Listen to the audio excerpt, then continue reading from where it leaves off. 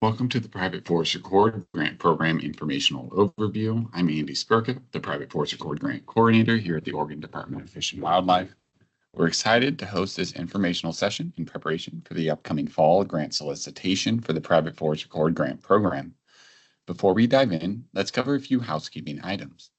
Below this video, you will find several important links. The first link leads to our FAQs, where you can submit any questions you may have during or after this presentation.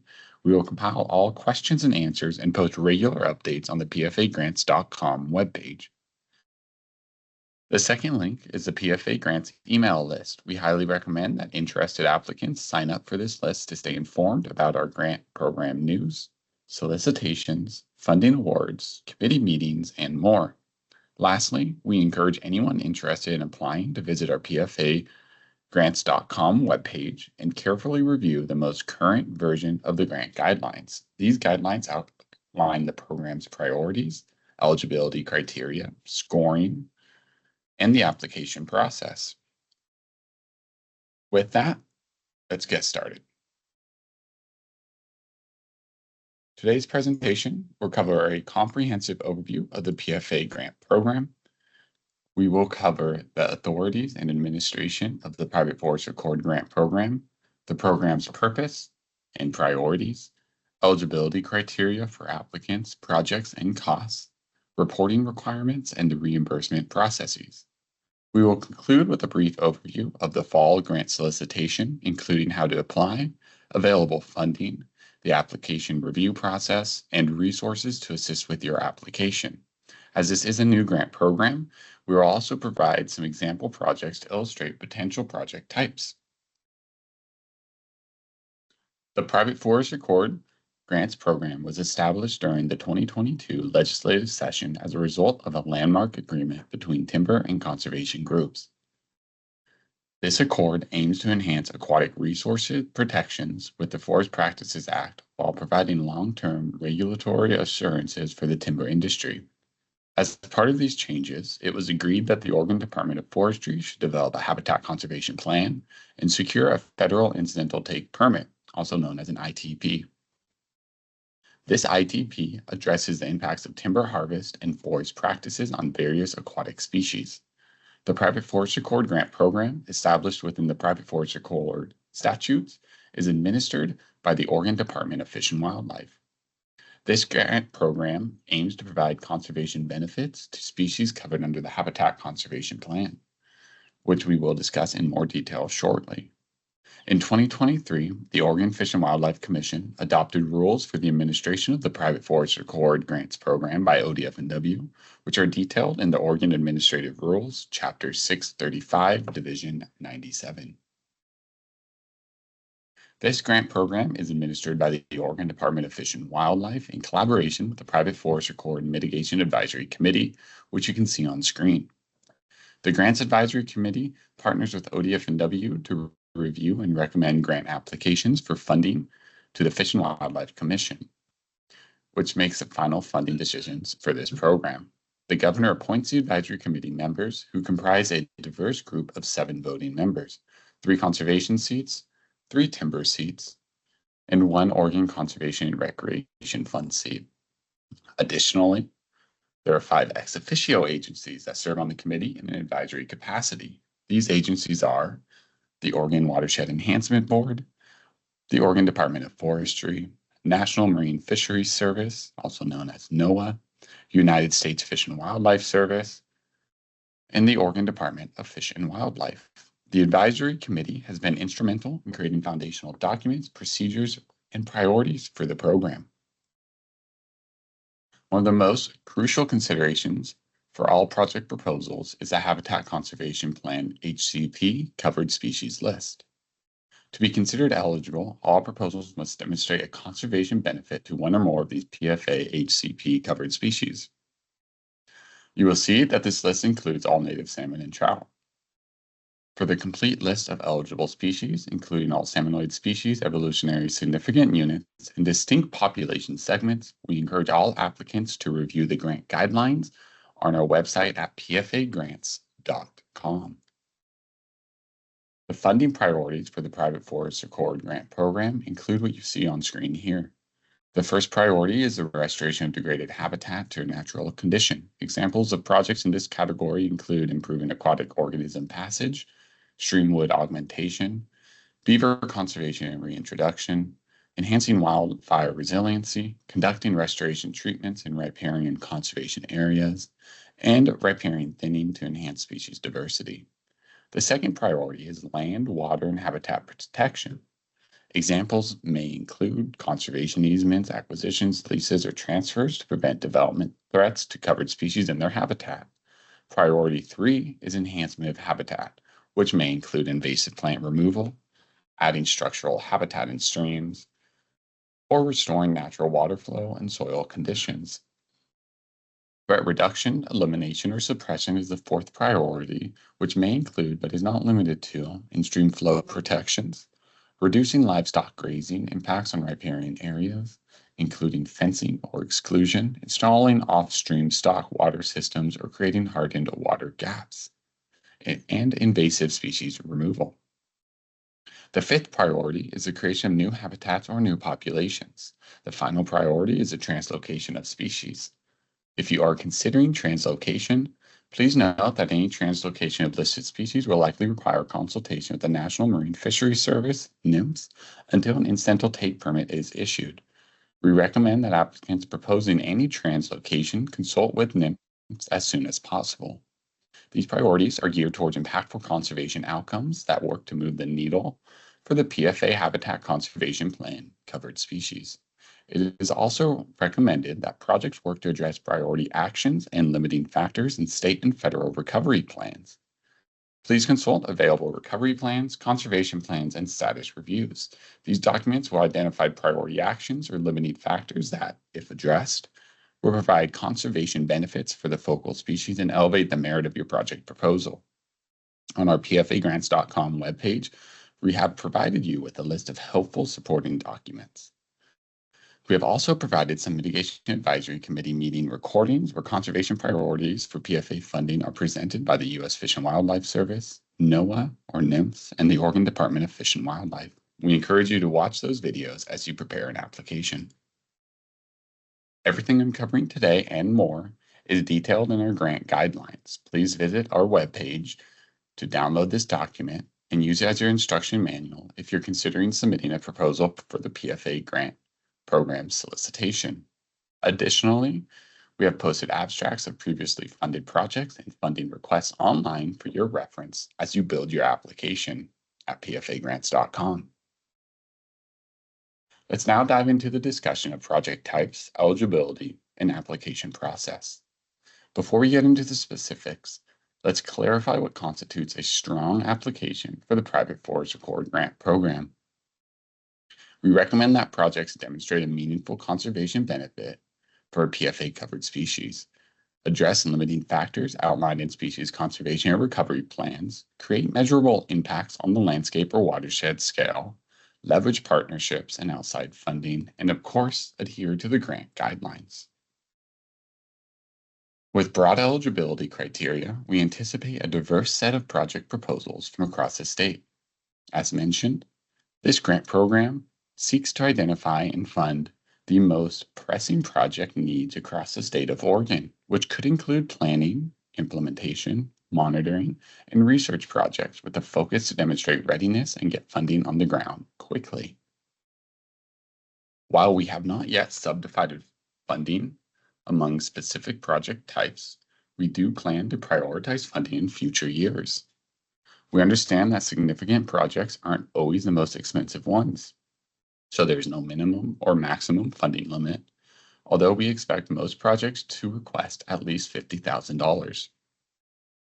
Projects are also allowed to request funding for indirect costs, which is outlined in the most current form of the grant guidelines. Projects do not have a specific completion timeline they must adhere to, but applications must include a justification with a proposed timeline and key milestones. We encourage applicants to aim for a 4-year project timeline.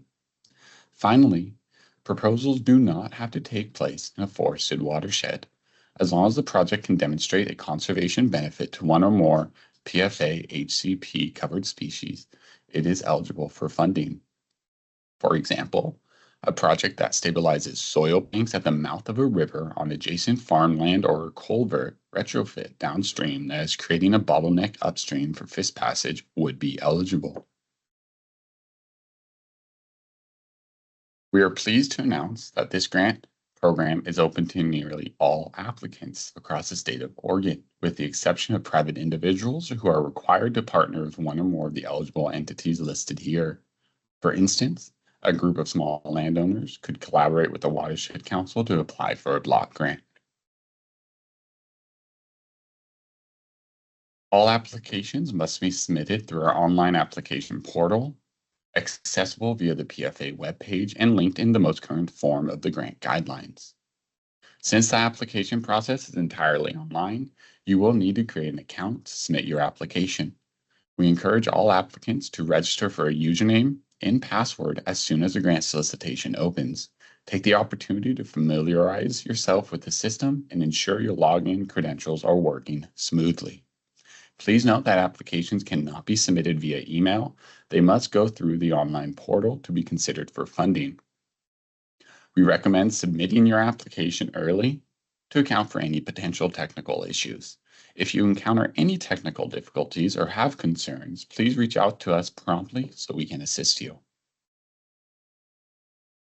Once you've registered and logged into your account, select the PFA Grant Program application with the most current year. You'll see all the application sections listed immediately. Some sections contain only 1 or 2 questions and may not be relevant to all project types, so please fill out the application carefully as it branches questions. To prepare for the grant application opening, we typically release our draft grant guidelines in late summer, along with a draft version of the application questions for reference. We recommend that all applicants regularly review these documents to stay informed and up to date, and join our list server. Any draft documents can be found at pfagrants.com. Now let's take a few moments to go over the budget submission, as this is an area where we anticipate many questions during the application process. The budget sheet provides a high-level overview of your project's financial plan, categorizing costs as follows. Personnel costs include salaries, wages, and associated benefits for employees directly involved in the project. It's mandatory to itemize personnel costs by staff title. Contractual costs covers fees for consultants and other contracted services essential for project objectives. Supply costs encompasses items under $5,000 per unit. Equipment costs includes items over $5,000 per unit with a useful life of more than 5 years, such as tractors or water trucks. Leased equipment requires a cost-benefit analysis in the budget narrative. Any equipment purchase exceeding $5,000 must undergo a competitive bidding process with documented price analysis submitted in performance reports. Additionally, a long-term maintenance and usage plan for the equipment post-project must be included in performance reports that follow a grant award. Guidance for equipment costs over $5,000 can be found in the appendices of the grant guidelines. Travel. Expenses related to project-related travel such as site visits, meetings, conferences, and essentially anything directly related to the grant work. Indirect costs. These are overhead expenses incurred as a result of the project, often calculated as a percentage of direct costs. Please reference the indirect guidance appendix in the grant guidelines for additional details. Other costs. Miscellaneous expenses directly related to the project that may not fit into the categories above, such as insurance costs and advance payments, post-project maintenance and monitoring costs, along with reimbursable costs from prior to the grant application, all of which are discussed in detail in the grant guidelines.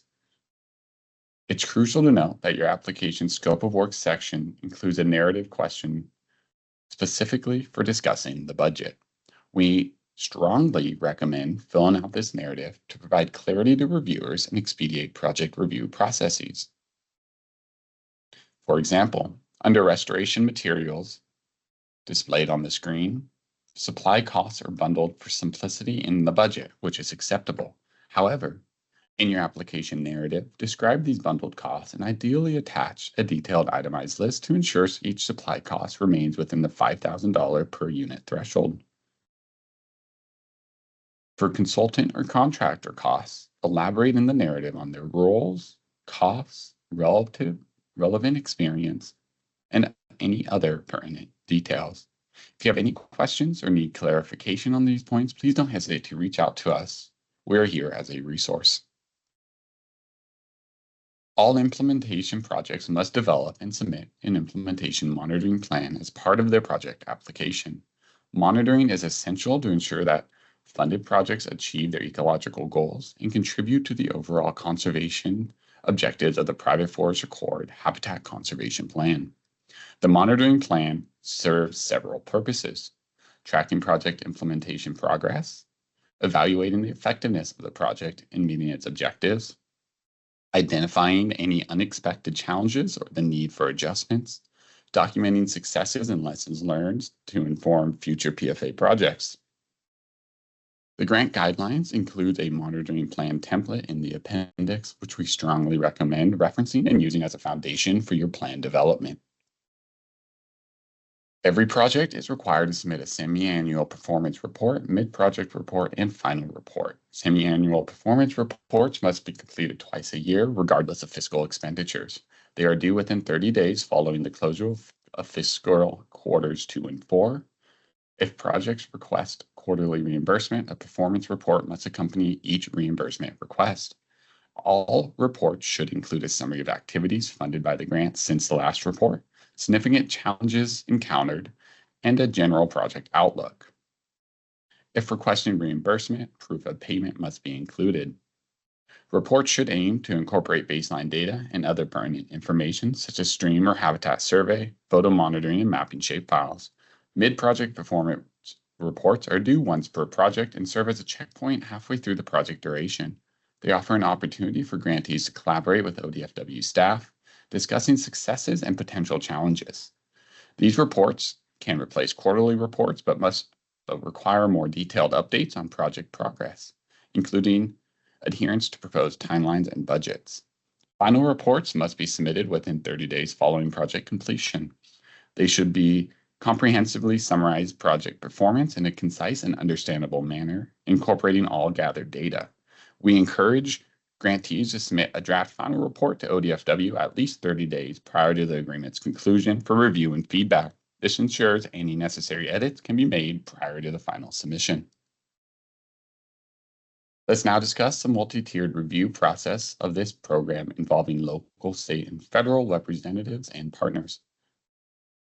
Our goal is to clearly identify and fund the most impactful project for Oregon's Private Forest Accord Habitat Conservation Plan covered species. Each proposal undergoes several reviews, starting with regional assessments led by PFA stream biologists. This ensures that every project aligns with local and regional priorities, program goals, and the broader PFA initiative. The review process includes 2 phases. The first phase is the technical review, where feasibility, scientific merit, and program alignment are evaluated. The second phase involves the advisory committee, which collaborates to provide informed funding recommendations to the department and the Fish and Wildlife Commission. These diverse perspectives from technical reviews and the Mitigation Advisory Committee are crucial for selecting projects that meet our conservation objectives. The final stage involves presenting recommendations to the Fish and Wildlife Commission, who makes the final decision on all funding. Once projects are selected, our aim is to finalize agreements and initiate fund distribution by midsummer each year or sooner. As we near the end of the webinar, here are a few example projects that align with the priorities of this program, though this list is not exhaustive. All projects should aim to address key limiting factors and priority actions outlined in conservation and recovery plans in your application. To assist you in the process, we provided links to local, state, and federal conservation plans on the resources page of the PFAgrants.com webpage. Additionally, we recommend reviewing recordings from previous sessions where regional priorities were discussed by federal agencies and ODFW at the August and September 2023 Mitigation Advisory Committee meetings. These recordings, of course, are available at PFAgrants.com for your reference. Lastly, here are a few projects recently funded through the grant program. In Umatilla County, a project focused on critical fish habitat restoration along a 5-mile stretch of the North Fork Walla Walla River. This effort involves restoring natural features such as pools, meanders, and woody debris to enhance fish habitat. In the Upper Klamath Basin, our grant supports the conservation of Klamath bull trout by addressing resource competition from non-native brook trout. This project includes developing a bull trout reintroduction plan, feasibility studies for propagation and translocation methods, and monitoring post-reintroduction effectiveness. The Cleto Tide Gates project aims to improve fish passage for coho salmon and other salmonoid species in a 9,800-acre basin, including 490 acres of tidal wetlands and 11 miles of coho spawning streams. Activities include removing channel obstructions, enhancing the water quality, restoring natural tidal patterns, and establishing riparian buffers along the lower Beaver Slough. The Beaver Creek Valley Restoration Design Project focuses on planning for long-term stream and floodplain health restoration across 37 acres in the Beaver Creek Valley. The project aims to address key limiting factors through the development of final restoration design. These projects offer a glimpse into the impactful efforts supported by our grant program. A more comprehensive list of previously funded projects can be found at pfagrants.com. One important resource we haven't discussed yet is our new PFA stream biologists who will be instrumental in shaping your project applications. They serve as our frontline representatives in the grant program, tasked with advancing regional priorities. When preparing your project proposal, consider reaching out to them early in the project to discuss your project idea. You can locate your regional PFA stream biologist on the pfagrants.com webpage, along with the wealth of additional resources to support the development of your application. Thank you for your time and allowing us to review this exciting grant program. Please feel free to contact us with any inquiries. We eagerly anticipate reviewing your applications. Thank you.